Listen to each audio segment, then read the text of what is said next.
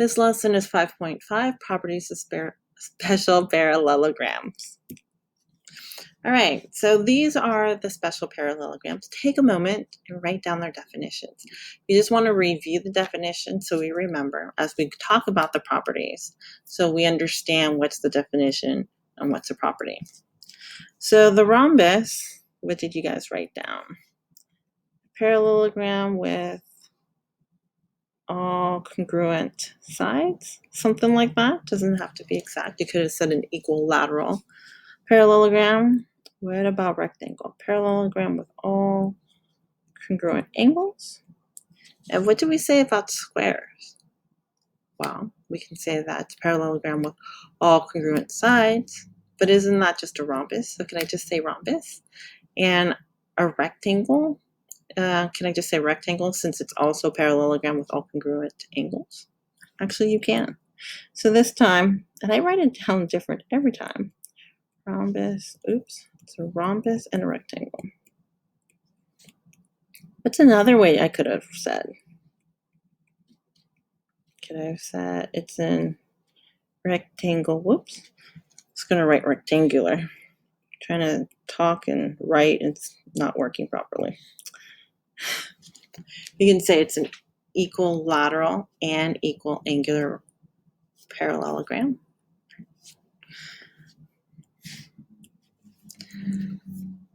Corollary. Now this book doesn't talk about corollaries, and every book is a little bit different. And they may have different theorems, they may even have different definitions. So that's why I think sometimes it's confusing. Because I've learned so many different definitions and so many different theorems, it really depends on the book that we're using them. So corollary is a statement that can be proven from a theorem. This one, if we read it, a quadrilateral is a rhombus if and only if it has 4 congruent sides. Now that statement, if and only if, tells me I can write it as a biconditional. So both would be true. If a quadrilateral is a rhombus, then it has 4 congruent sides. That would be true. And then the converse, if a quadrilateral has 4 congruent sides, then it's a rhombus. So that's what if and only if means. It's biconditional. But if you read this, there's no parallelogram in it. So if I'm looking at this diagram, do I know if it's a rhombus? It is. Even though it doesn't show me it's a parallelogram, it is definitely a rhombus. Because from what we know of congruent triangles, you can find that's a parallelogram. I can prove that. That's why, again, it's a corollary, something I can prove. So I'm just going to take a moment. See. So if we're looking at this triangle, and we're looking at that triangle, are they congruent? Sure, right? Side, side, side.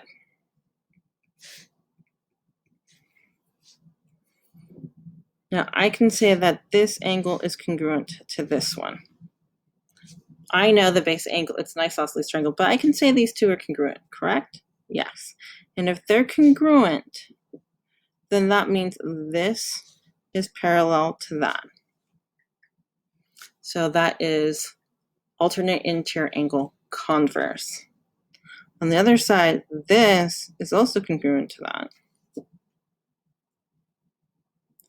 And that would prove that this is parallel to that, making it a parallelogram. So again, if I just have a quadrilateral that just has 4 congruent sides, I know it is a parallelogram and a rhombus, okay? Both. Okay, rectangle.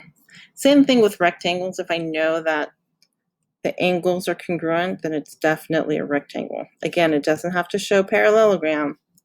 I know this is a rectangle. Now, what about a square? Well, we had talked about this, but so for our definition, we talk about it's a parallelogram, right? That's a rhombus in the square. But here again, doesn't have that. But we do know that if it's a rhombus in a rectangle, and I just have 4 sides, I don't need to show that's a parallelogram. I can prove that the angles, the sides are parallel. Okay. Now there's something I didn't talk about that is implied. We know these are parallelograms. We learned all the properties from parallelograms. So that means all the properties for parallelograms hold true for rhombuses, rectangles, and squares. So the opposite sides are congruent, the opposite angles are congruent, the diagonals bisect each other. But they have their own unique properties, and this is one of them. So rhombuses, right? We know, just like I said, the diagonals bisect each other. But the interesting thing about a rhombus is that they turn out to be perpendicular. That is not true for all parallelograms, but a rhombus, again, perpendicular. Now, because I have that if and only if, that tells me that if I had that diagram, I saw a parallelogram and I knew that the diagonals were perpendicular, it's definitely a rhombus.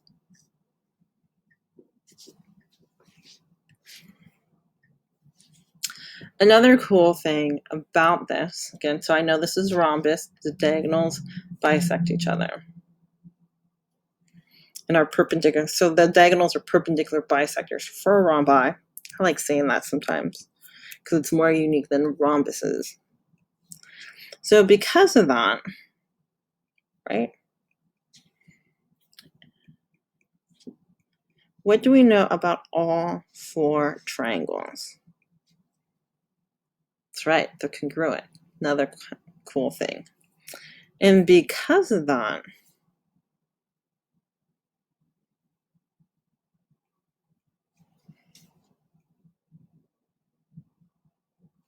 right, because the opposite angles of a parallelogram are congruent, all four of those angles are congruent. Also, the triangles are congruent, right? And then these are also congruent. So if they're congruent, that means the diagonals bisect both pair of opposite angles, which is cool. Again, this is just the properties of rhombus. This is not true for all parallelograms.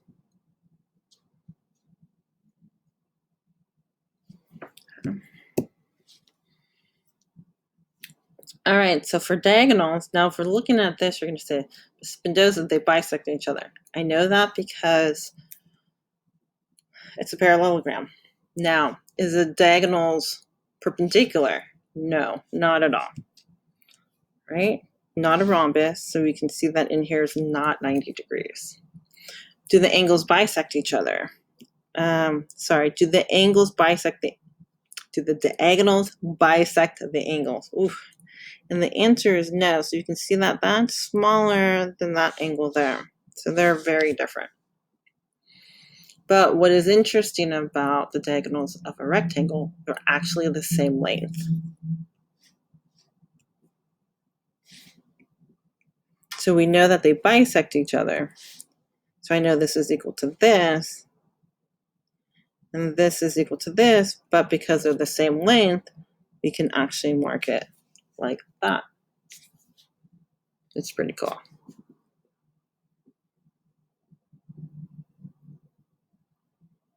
All right. Again, if and only if, so it's biconditional. So if I knew that I had a parallelogram and the diagonals are congruent, then it would have to be a rectangle. All right, let's take a moment. What about squares? What do you think are the properties of a square, knowing what we know about diagonals? Do they apply to squares? Are the diagonals perpendicular bisectors? Do the diagonals bisect the angles of the square? And are the diagonals the same length? And your answer would be yes, right? Because a square is both a rhombus and a rectangle, all those properties that we found about rhombuses and rectangles are true for a square. So this is equal to this and equal to that. These are all equal. So we know it's a 45, right, angle. And AC is congruent to BD, which is another way to write it other than these congruent signs. Okay, kind of cool. All right, take a moment and see if you can do these.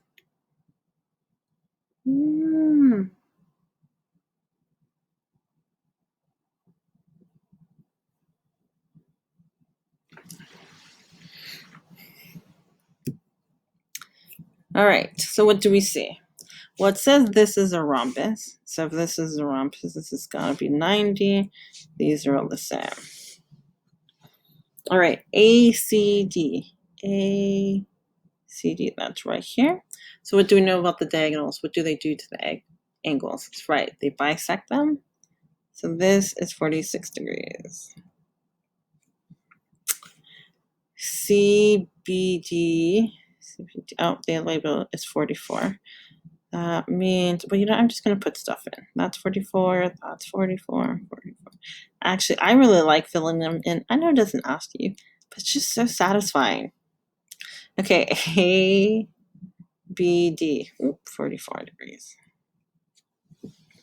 All right, find the measure. Remember, if there's no sign, this means measure of XY and measure of VY. All right, it doesn't say it's parallel, it's anything, but I know this is 90, so that's perpendicular, so that is a rhombus. So this is 32, this is 32, this is 32. Okay, this is 25, 65. All right, XY 32, VY 32, and angle VXW, VXW, this one here, that is 65.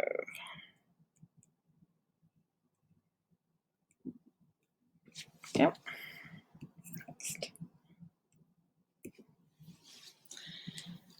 All right, try to do this one on your own. Unpause when you're done. All right, what shape do I see? I see it's a rectangle because it shows me 90 degrees for all of them. So it's a rectangle that tells me what do I know about the diagonals. They're congruent. TJ is equal to RK. Therefore, this is equal to this. So this is 6x. And I'm doing it this way so I can have positive numbers, though you may have done it the other way. Is 5. Ooh, determine if each statement is true or false. All right. Before I say it, I want you to decide which one it is. Write it down and see if we are the same. A quadrilateral is a rectangle. It's a parallelogram. Okay, I'm just going to draw rectangle. True. If a quadrilateral is a rhombus, then it's a square. Nope. That's a rhombus, not a square. That would be called a counter example I drew. If a quadrilateral is a rectangle, it's a rhombus. Well, I just draw that. Those sides are not equal. So I'm going to say false. If a rhombus is a square, then it's a rectangle. Okay, I'll read that again. If a rhombus is a square, so I do have a square. Okay. Is it a rectangle? Yes. I just put in congruent angles, which is a rectangle. True. All right. Answer the EQ.